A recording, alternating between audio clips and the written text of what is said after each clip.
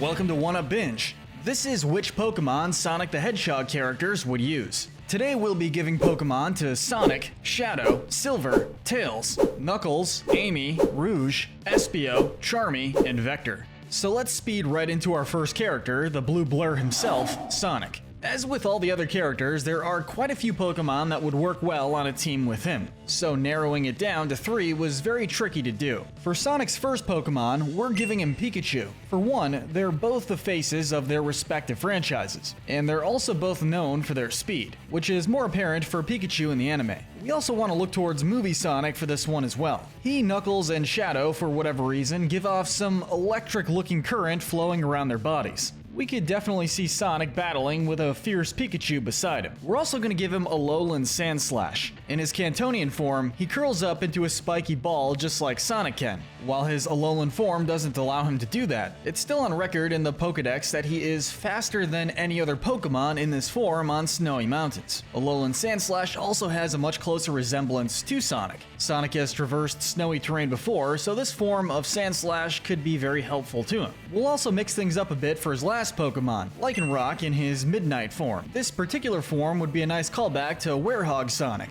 Both are prone to anger, and what they might lack in speed, they make up for in power. Going from one hedgehog to another, we now get to Shadow. With Shadow often seen as a rival to Sonic, it would only make sense that one of Shadow's Pokemon rivaled Sonic's as well. So for his first Pokemon, we're giving Shadow a Raichu. In multiple Pokemon anime episodes with nearly identical plots, we see Ash's Pikachu battling a Raichu. Pikachu loses the first time, rejects evolving, then comes back for a rematch and wins. If Sonic and Shadow were trainers, we could see this scenario happening. But with Shadow being on Team Dark in multiple games, it only makes sense to give him at least one Dark-type Pokemon. The one we felt fit him the most is Zoroark. If Shadow was a Pokemon himself, this is probably what he'd be. The Dark connection they have is just one thing. They also have very similar designs and color schemes. Even further still, Shadow's Chaos Blast could be paired with Zoroark's Night Days, as both explode with red energy. And for Shadow's third Pokemon, we gave him an Umbreon. Both are dark in a way, both can use energy-based attacks, and both strike fear into their foes. But what really sold us on this decision though, are the gold rings on its body. It's said that Umbreon's gold rings will glow when it goes in for an attack, which can happen for Shadow when he removes his inhibitor rings. But we're not quite done with the hedgehogs yet. Next up we have Silver. Silver has his telekinetic abilities, and this allows him to do many things, including flying. And we decided his first Pokemon should be Shaman. Shaman is also a hedgehog that has the ability to restore ruined lands, something Silver wants to do in his future. Shaman can also take on a different form, allowing it to fly. We feel that Silver, having another flying hedgehog by his side that could restore a ruined land, would suit him perfectly. We also think a suitable Pokemon for him would be Gallade. This Pokemon is a psychic and fighting type, which Silver himself could have been too. Its Pokédex entry in Sword and Shield also mentions how it will only fight to defend someone or something, which Silver is often doing. The final Pokemon Silver will receive is an Espeon. This psychic type, as implied, is able to use telekinetic abilities. Additionally, Espeon has really sensitive fur. This allows it to detect even slight changes in airflow, allowing it to predict its opponent's next move. Silver is implied to be able to watch his opponents and figure out how to counter it, which would make these two a good team. Espeon sometimes gets associated with Silver's friend Blaze as well. Stepping back from the hedgehogs for now, our next trainer is Tails. Being a multi-tailed character who can fly, also with being technologically inclined, Tails should have Pokemon that could complement these things. The first Pokemon we'll be giving him will most definitely be Ninetales. It's a yellow, multi-tailed fox, so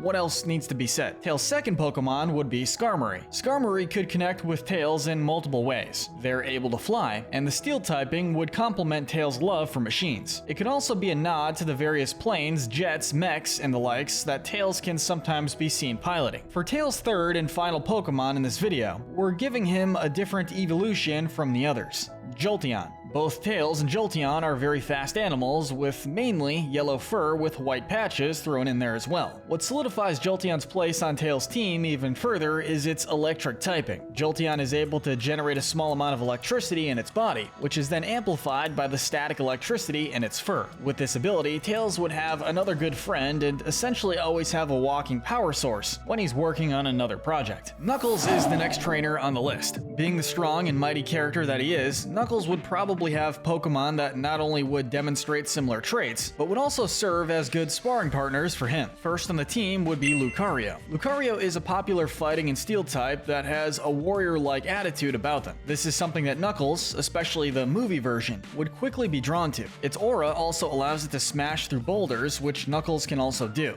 We then considered giving Knuckles either Hitmonchan or Machamp. Both are fighting types that are known for incredibly fast punches, and Knuckles has been shown, particularly when fighting Sonic in the anime or movie, to throw fast enough punches that make it look like more fists are flying than there actually are. And another good fit would be Excadrill. Knuckles hasn't done much treasure hunting or digging as of recent, but if he picked it back up again, and he had an Excadrill on his team, this could help increase the productivity of it exponentially. The last hedgehog we'll be talking about is Amy Rose. For her first Pokemon, we're giving her Roserade. This one is a little simpler since they both have Rose in their name. That being said, it could also be a nice callback to Sonic X when Sonic presents Amy with a rose. We're also giving Amy an evolution of her own, which is also the most recent one added, Sylveon. Not only would Amy find this one adorable with its design, but the color scheme would complement her too. Eevee also evolves into Sylveon with high friendship, something Amy would be able to give in spades. Lastly, Sylveon is known for trying to calm fights, which Amy has done on several occasions, whether it be to stop Silver from fighting Sonic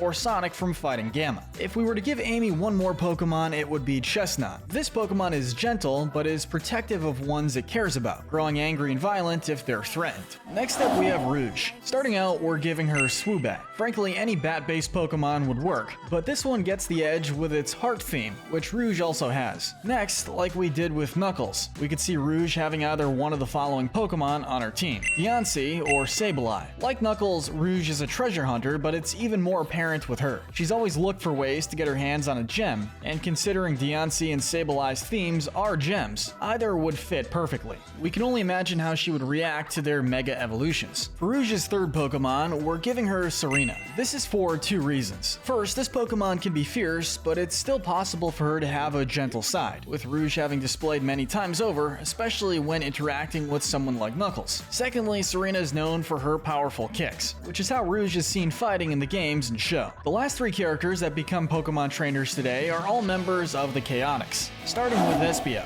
The sure bet for Espio to have on his team is a Kecleon. They're both chameleons that have the ability to turn invisible, even if this Pokemon's stripes may still be visible. The other two on his team would also be no-brainers, as they're both associated with ninjas like he is. First off, we have Ninjask. Not only is it a reference to ninjas, but Pokedex entries state that Ninjask can move so fast that it can't be seen. Espio is pretty fast, and even if he doesn't wind up being as fast as Ninjask, his own speed and invisibility can still throw off his opponents. For Espio's last Pokemon, we figured we'd give him either Greninja or a Selgor. Both are heavily based on ninjas, both can be very fast, and they're the only two Pokemon that can even possibly use Water Shuriken as of right now. This move alone could be used alongside Espio's own Shurikens, making either one a useful member of his team. The other two members of Team Chaotix we'll be talking about next have a little less detail with their teams, simply because the teams we selected for them are pretty self-explanatory. We'll start with Charmy. We could essentially give Charmy any Pokemon that has to do with bees or flowers, but the two we went with this idea are Vespiquen and Beedrill. These two are arguably the most popular ones based on bees, and Charmy could utilize Mega Beedrill well if he knew what he was doing. For a third team member, we changed it up a little and gave Charmy a Whimsicott. Charmy is the energetic child of the Chaotix that can get into a little bit of trouble. We could see him pulling numerous pranks on his friends, with Whimsicott having the prankster ability, along with how Pokedex entries mention that they like pulling pranks on people. We feel that these two would get along well. Our final trainer for today is Vector the Crocodile. Like with Charmy, we gave two Pokemon to Vector right off the bat due to how self-explanatory they really were. They are Feraligatr and Crocodile. They're both based off of similar/identical animal species like Vector, with them having different types as well. It would also allow Vector to have a bit of variety on his team in that regard.